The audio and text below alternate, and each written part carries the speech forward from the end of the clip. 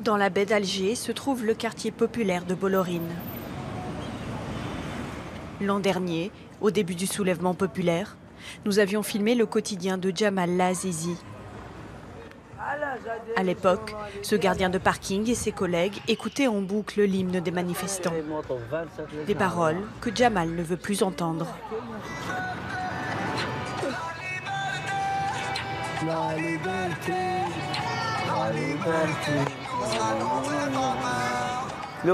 Jusqu'à quand ça va rester comme ça? À quel moment on aura la liberté? Que Dieu regarde vers nous.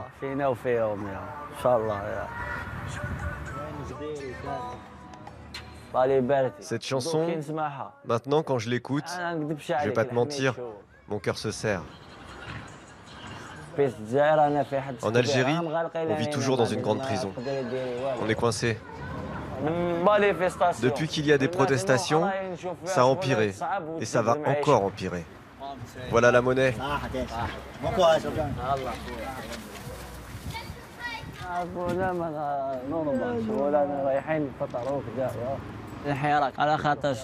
Pendant les marches, les autorités sont devenues plus sévères. Il y a des policiers en civil. Ils t'attrapent, ils prennent ton nom et ton prénom pour te ficher. Parfois, ils nous courent après et nous donnent des coups de matraque.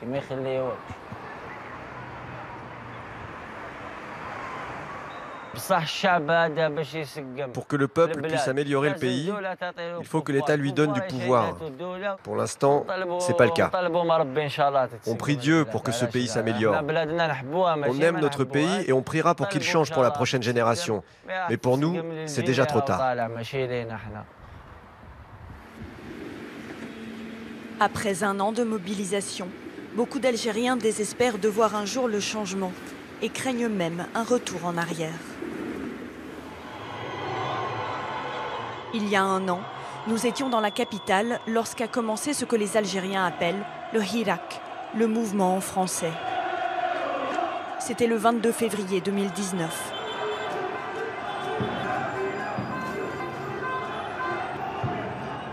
Une date passée dans le vocabulaire courant pour parler de ce soulèvement sans précédent.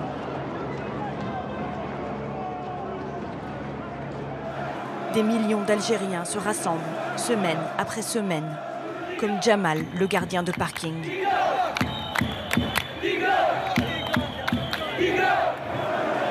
La foule demande le retrait de la candidature du président Bouteflika à un 5e mandat, mais aussi de meilleures conditions de vie, plus de liberté et moins de corruption. Afin de calmer la révolte populaire, l'armée décide de pousser Abdelaziz Bouteflika à la démission. Dans les mois qui suivent, les politiciens et les hommes d'affaires proches du clan de l'ancien président sont arrêtés et condamnés à de lourdes peines de prison.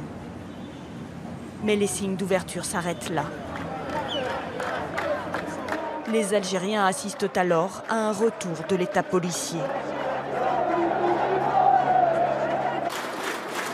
L'armée, dirigée à l'époque par le général Gaïd Salah, reprend les commandes et organise des élections dont sort gagnant le candidat des militaires, Abdelmajid Tebboune. Un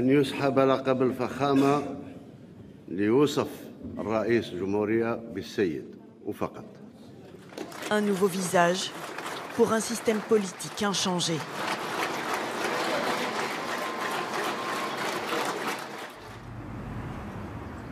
Cette année, les autorités ont refusé nos demandes de visa.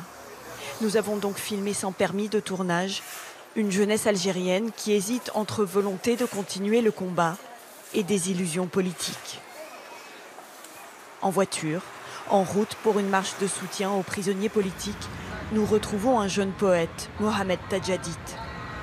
Lui-même a passé 2 mois en détention pour avoir déclamé en public ses quelques vers.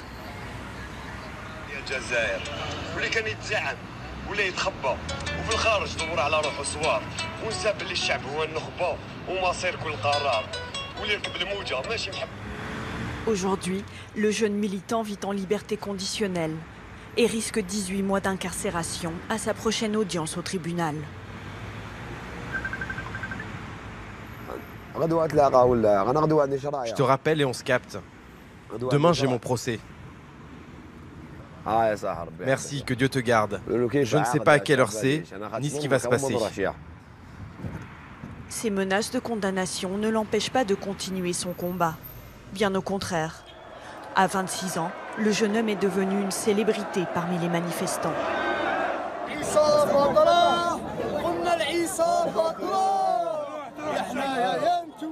Lui, quand ils l'ont arrêté, j'étais à ses côtés.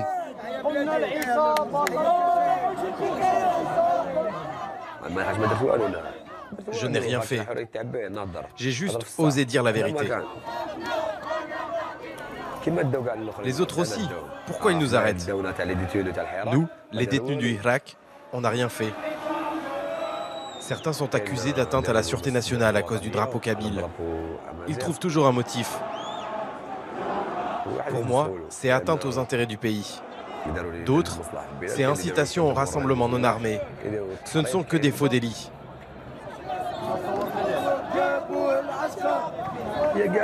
Ils sont capables de te coller n'importe quoi. Ils nous utilisent comme des otages.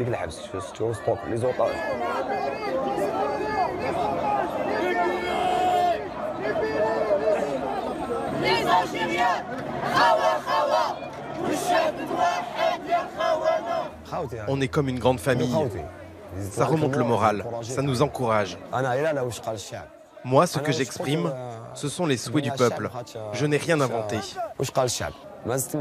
C'est pour ça que les gens m'aiment. Il n'y a que la police qui me frappe. À plus d'une heure de bus du centre d'Alger, Mohamed vit dans une barre d'immeubles, héritage d'un programme de logements sociaux. Les textes de ce poète amateur, sans diplôme ni emploi, ont fait de lui le porte-parole d'une jeunesse désabusée. Sa famille et ses amis ont gardé les affiches et drapeaux que les comités de soutien ont fabriqués pour réclamer sa libération. Voici le plus grand. Celui-ci, c'est un groupe d'Alger qui l'a fait quand j'étais en prison. Si on me renvoie derrière les barreaux, les gens brandiront à nouveau ces portraits. On ne les redescendra plus.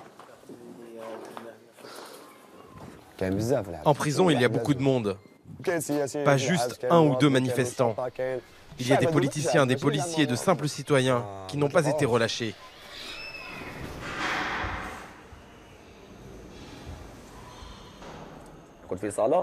On était tous dans une cellule de droit commun, avec toutes sortes de cas. Les conditions de vie n'étaient pas correctes. 80 personnes dans la même pièce. Certains dormaient par terre, d'autres n'avaient pas de lit. Tu dormais où tu pouvais. C'est dur la prison. Les derniers arrivés finissaient par dormir sur le sol des toilettes, par manque d'espace. On m'amenait de la nourriture de l'extérieur. Ce qu'on nous donnait en prison n'était pas mangeable. Une fois, on a passé 3-4 jours sans eau potable. Je suis allé voir le directeur pour me plaindre. Là-bas aussi, j'ai voulu faire changer les choses.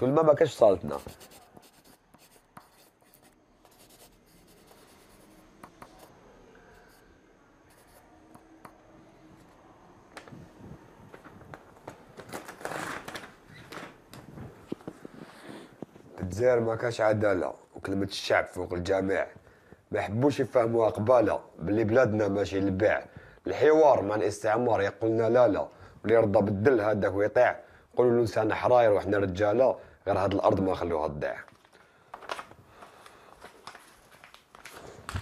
Comme Mohamed, plusieurs centaines de militants vivent ainsi en sursis, sous la menace permanente d'arrestation et de retour en prison. L'objectif des autorités, faire taire le Hirak et les espoirs de changement qu'il a soulevés. Pendant quelques semaines, Amel Zen avait cru en avoir fini avec la censure politique, avant de déchanter.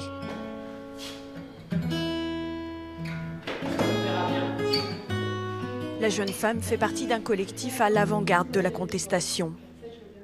Cette chanteuse vient de composer un morceau pour dénoncer les vagues d'arrestations.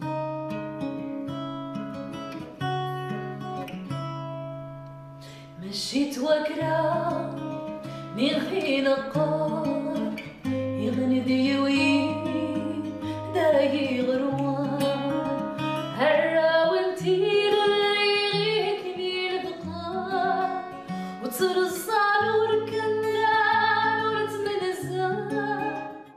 Cette chanson raconte justement des détenus qui, eux, ont choisi de résister, de ne pas courber les chines, de ne pas se trahir et de continuer la résistance malgré on va dire, la répression. La première partie du Hirak a fait que là, il y a eu le départ de Bouteflika. Et là, à la surprise du pouvoir en place, le Hirak qui continue. Ah, ce n'était pas juste pour le 5e mandat. Le peuple était sorti le 22 février pour dire non au 5e mandat, mais aussi pour la rupture totale avec le système en place.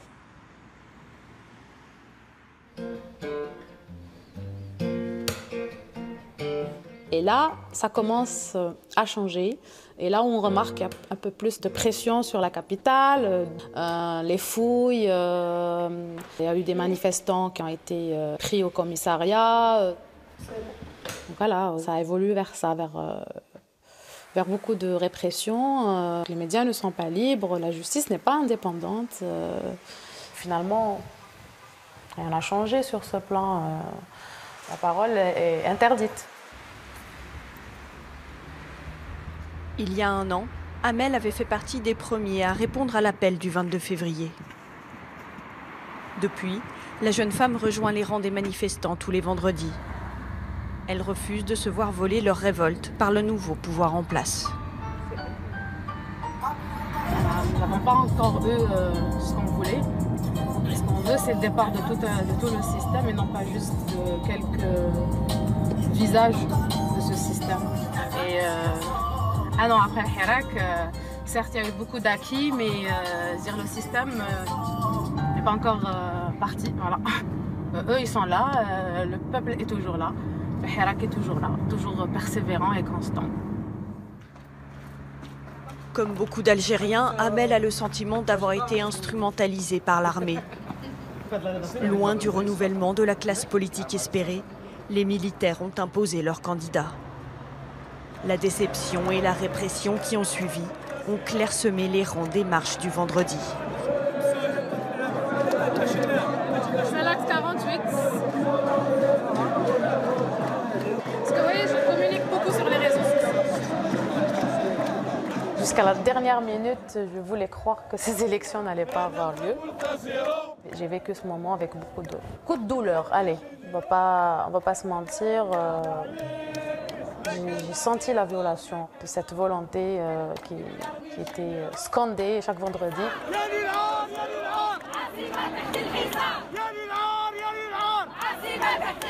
C'est quand même passé et nous on continue à sortir.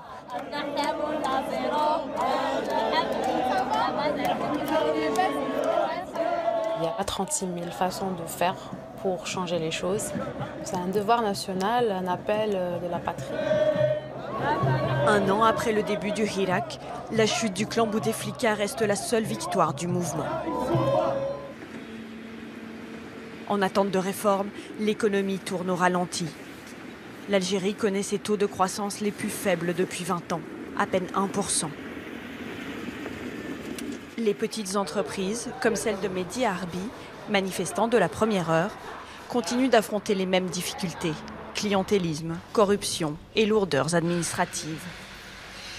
Lui et ses associés se sont lancés il y a 2 ans dans la production de jus de citron concentré.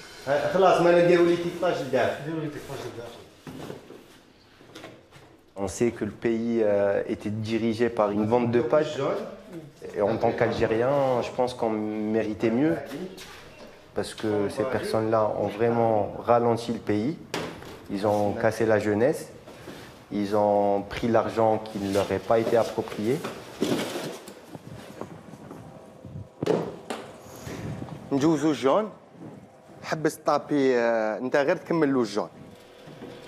y a 2 types de freins pour un entrepreneur. Le frein financier. On a affaire à des personnes qui veulent des contreparties pour pouvoir aider. Et le frein administratif. Par exemple, pour le concentré de citron, il fallait savoir ce qu'il fallait mettre dans l'étiquette. Il n'y a pas une institution qui est là pour dire qu'il faut mettre telle ou telle information. Les institutions étatiques ne sont pas là pour conseiller ou orienter l'entrepreneur. Elles sont là beaucoup plus pour le sanctionner. Le reçu de paiement, voilà les analyses. Ils nous ont demandé de modifier l'étiquette par rapport à certaines données. Il fallait mettre des intervalles et non pas des données vraiment fixes. Donc du coup, là on va refaire l'étiquette avec les nouvelles données qu'on a. Depuis la création de la société, ils ont déjà été sanctionnés à plusieurs reprises. Ce qui ne décourage pas le jeune homme de 28 ans qui veut désormais se lancer dans la restauration. Lui réclame plus de liberté, que ce soit de s'exprimer comme d'entreprendre. Maintenant, on sait qu'on représente l'opposition. Le fait de dire non, telle chose ou telle chose ne nous plaît pas. Non, je pensais qu'avant, il venait ici me ramener de l'argent. C'est déjà un grand pas du Hirak. Maintenant, il faut vraiment qu'on œuvre pour un gouvernement qui est légitime, avec une justice indépendante, avec une société qui est méritocratique, que le meilleur gagne, qu'il y ait de l'emploi pour tout le monde. Et c'est ça principalement les revendications du Hirak. Un optimisme de plus en plus rare chez les manifestants. Dans les rues d'Alger, la désillusion semble être le sentiment le plus partagé. Nous retrouvons Jamal dans son quartier de Bolorine. Après des études pour devenir électricien, il n'a jamais trouvé de travail dans son domaine, si ce n'est des petits boulots, comme aujourd'hui sur ce chantier.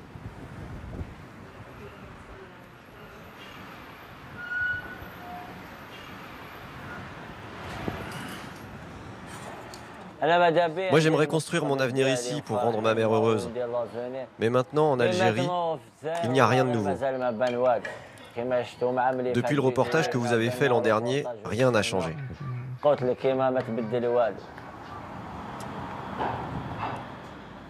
Ils nous disent d'être patients, que les réformes vont arriver, mais on attend toujours.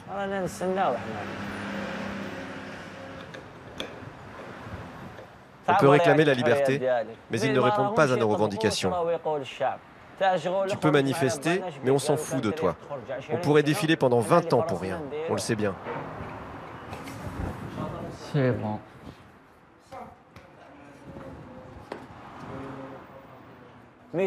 C'est tellement le vide dans ce pays pour nous que n'importe qui a envie de se défoncer. Même dehors, il n'y a rien. On n'a rien. La vie ici, c'est Internet et la défense. Tout le monde prend des cachetons. On ne va vraiment pas bien.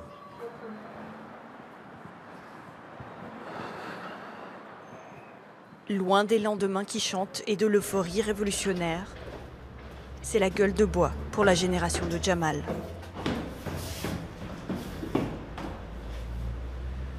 Aujourd'hui, il est revenu à son ancienne obsession, quitter l'Algérie pour rejoindre l'Europe. Son ami Malek, devenu chauffeur de taxi après son service militaire, a déjà réussi une fois la traversée avant de se faire expulser.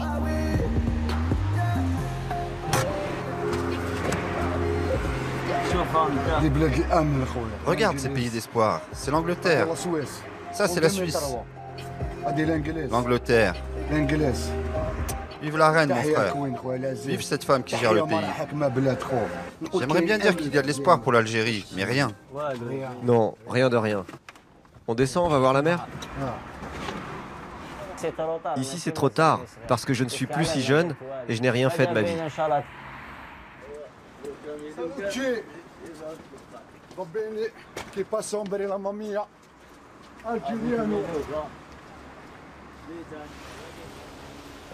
Si ça reste comme ça, je vais me préparer à l'immigration. Je sais manier une barque. Si Dieu le veut, ça marchera. Je n'ai pas peur de la mort.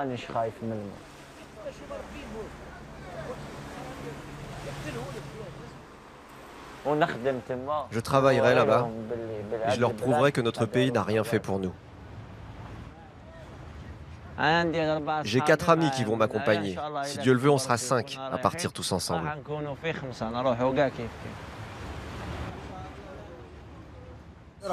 Les Algériens te diront toujours « Je préfère être bouffé par les poissons que par les vers ». Pour moi, il est temps de partir. Je veux faire comme lui. Il me dit que c'était mieux là-bas. Ici, tu ne peux pas te construire un avenir. Tu travailles pour survivre, c'est tout. Rien que depuis le début de l'année, les gardes-côtes ont déjà arrêté plus de 300 candidats à l'immigration illicite. Mais impossible de dire combien ont réussi ou échoué. Dans sa cité HLM, nous retrouvons Mohamed chez ses parents. Au petit matin, le jour de son procès.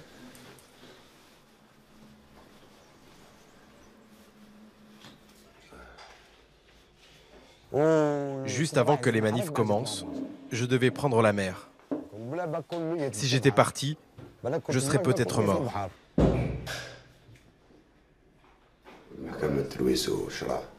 Aujourd'hui, on va aller au tribunal pour mon procès. Je ne sais pas ce qui va se passer, s'ils vont me relâcher ou me renvoyer en prison. On est entre leurs mains. Une révolution, un combat, maouche battle.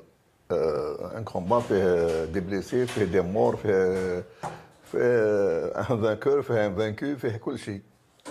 J'attends des bruits, mais ça peut avec ça. S'ils me renvoient en prison, je fais une grève de la faim. Si, c'est mon droit.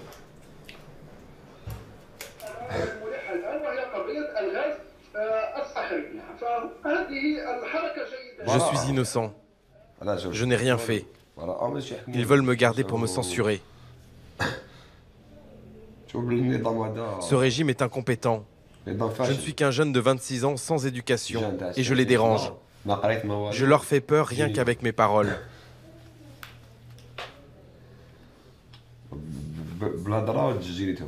Ma voix et mon pacifisme les gênent.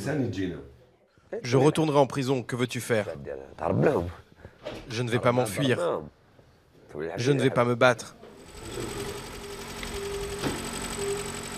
Ça, c'est du solide. C'est anti-balle. Je purgerai ma peine.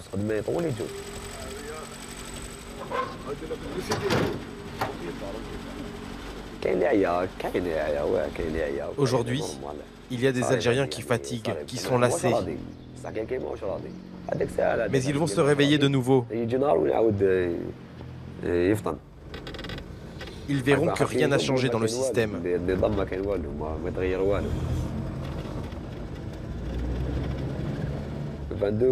Maintenant, on va attaquer la saison 2 des manifs, parce que rien n'a changé. Ce jour-là, le procès de Mohamed est repoussé à une date ultérieure. Pas de retour en prison, mais le jeune homme reste sous la menace d'une condamnation.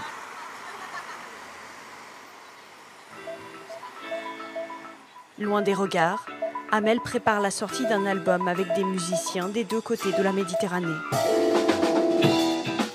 Pour célébrer le premier anniversaire du Hirak, la chanteuse veut organiser un concert à Alger.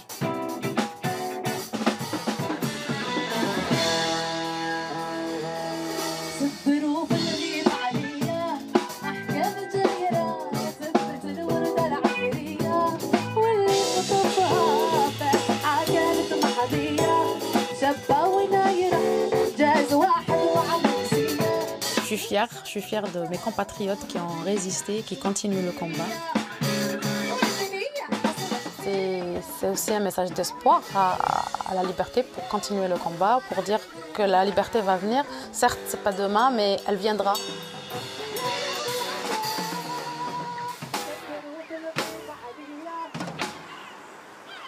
Amel, Mehdi, Mohamed et Jamal, tous veulent croire que la flamme du Hirak ne va pas s'éteindre. Que leur mouvement n'aura pas juste servi aux militaires algériens à remplacer une caste dirigeante par une autre.